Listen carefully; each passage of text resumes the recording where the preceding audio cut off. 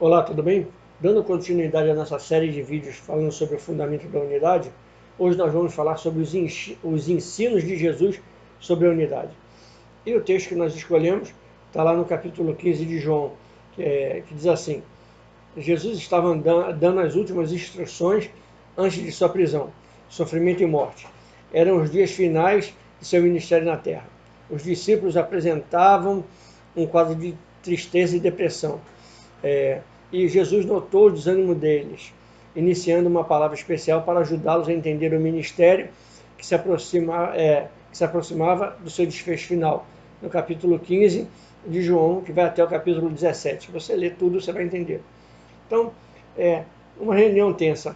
Nessa reunião feita longe das multidões, havia um clima de cansaço, frustração, decepção e angústia.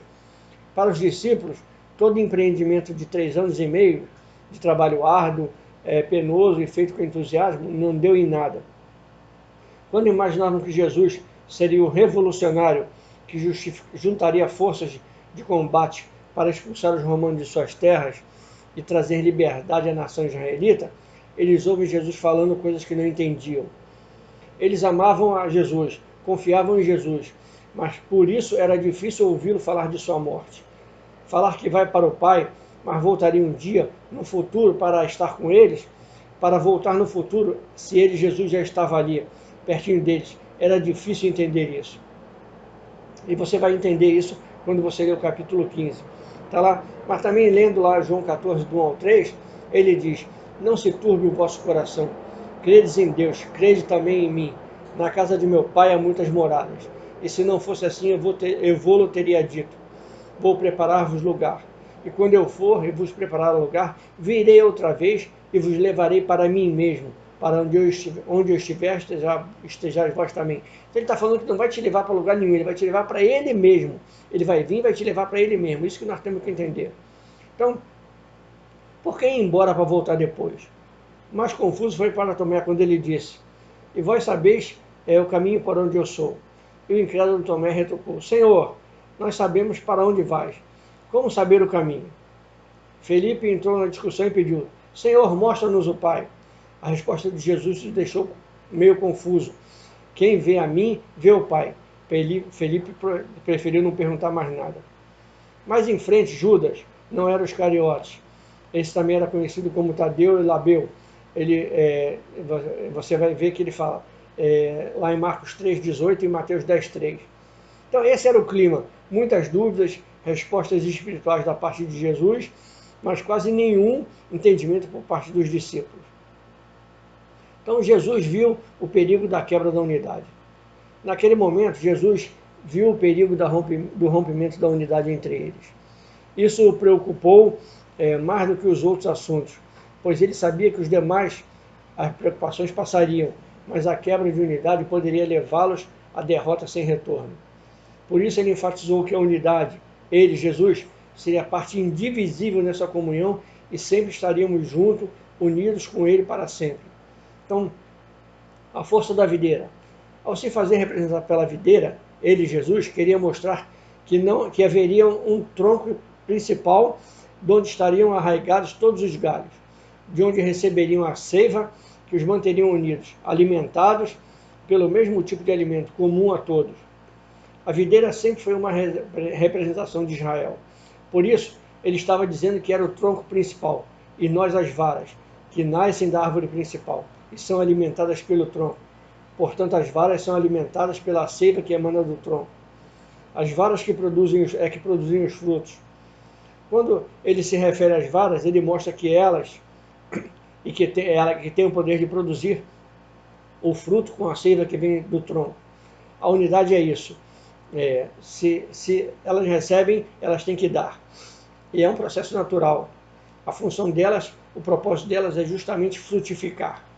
Isso é uma lei da natureza criada pelo Eterno. Ninguém pode fugir desse assunto. O processo não pode haver, nem deve ser interrompido. Todos nós passamos um tempo de vida nessa terra. Chegamos aqui com um propósito dado pelo Eterno. Nós não podemos discutir se gostamos ou não gostamos dessa vida.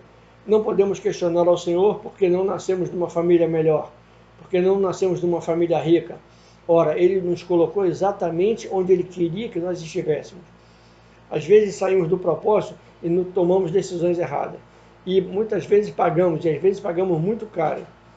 Quantos de nós já não passamos por momentos em que, se pudéssemos, voltaríamos atrás e mudaríamos certas decisões que tomamos? Isso é próprio do ser humano. Mas quando descobrimos que, ao nascer nessa terra, temos um propósito divino colocado em nosso destino e resolvemos obedecer, então nossa vida se torna mais fácil. Porque se estamos unidos com o Senhor nesse propósito, Ele sempre caminhará ao nosso lado. E Ele sempre estará conosco por todo o tempo. Que possibilidade de fracasso terá? Qual o meio de você se fracassar se Ele está contigo? Nenhum. Você não vai fracassar nunca se Ele está contigo e se você estiver nele. Então, quando as varas são obedientes e produzem frutos, elas são varas cumprindo o propósito e, portanto, vivem em perfeita unidade com a árvore principal. Nesse caso, a videira, que é o próprio Senhor Jesus. E se elas são produtivas, elas vão produzir mais frutos. Elas sempre estarão passando pelo processo de limpeza, ou seja, o Senhor tem um cuidado especial com aquele que dá fruto, porque elas precisam estar sempre numa condição de produtividade, para poderem serem cuidadas e gerar mais frutos. Então o Senhor dedica uma atenção especial. E quando observamos um irmão passando por um processo divino de limpeza, muitas das vezes somos enganados pelo nosso próprio coração, crendo que aquela pessoa está sendo perseguida pelo diabo, quando na verdade é o próprio Senhor operando o seu processo de limpeza. E quando o procedimento termina, ela vai produzir mais fruto ainda, e frutos melhores e maiores. Isso não é maravilhoso, meus irmãos? Está lá em Romanos 5, do 3 ao 5. Paulo, o grande apóstolo, está nos ensinando que o processo da tribulação não foi criado pelo Eterno para nos esmagar, mas para nos ensinar e fortalecer a nossa fé, o nosso espírito e a nossa comunhão com Ele. O verdadeiro cristão sabe que pela fé e pelo conhecimento da palavra e pela obediência, quando Deus está agindo na vida dele. Lembram-se de Jó? Uma vez você leu no livro de Jó, ele dizendo que suas lutas eram provenientes do diabo. Você escutou ele falar alguma vez disso? Ele falou, não, eu não vim e não voltei, bendito seja o Senhor.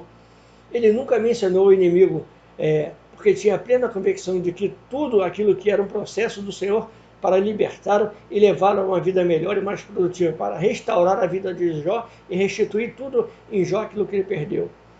E tal e qual lhe lembrar do profeta Jonas, quando apanhado no porão do navio, pelos assustadíssimos marinheiros que o questionaram acerca de sua estranha calma, diante de uma tragédia que se abatia.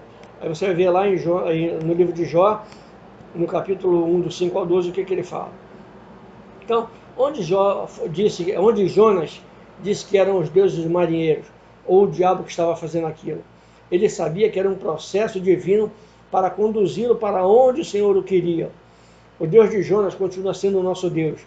E o mesmo Deus, ele não muda, ele é imutável, ele continua, ele não tem ordem, não tem sombra de variação. É o mesmo ontem, hoje e eternamente. Nele não existe sombra de variação, como eu já falei. O Deus que manda a tempestade é o mesmo que limpa as varas que são produtivas. Então, ele diz que se alguém estiver em mim, vai dar mais frutos. E todo que não está em mim vai ser lançado no fogo.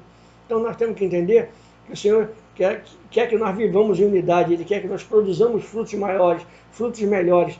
Ele quer que nós sejamos mais abundantes até do que Ele, porque Ele diz que aquele que cresce nele faria obras maiores do que Ele fez. Ele quer que você conheça Ele como Deus, assim como Jó conhecia, assim como Jonas conheceu, assim como os profetas conheceram, que você entenda que você precisa viver em unidade. E para você ser uma vara frutífera, você tem que ser abençoado pelo Eterno. Você tem que viver, ser produtivo, ser próspero, para ser feliz. Entendeu? E tudo isso o Senhor nos colocou na nossa mão. Ele nos ensinou durante todo o seu ministério sobre a unidade. E nesse momento, nós temos que entender, quando ele se despede dos discípulos, mais uma vez ele enfatizou o assunto. Estejam todos unidos, estejam centrados como um corpo e esperem a vinda do Consolador. O ministério tem que ser unido e um só. Eu quero te abençoar em nome do nosso Rei, Senhor e Salvador Jesus Cristo, e declarar para você, ainda dá tempo.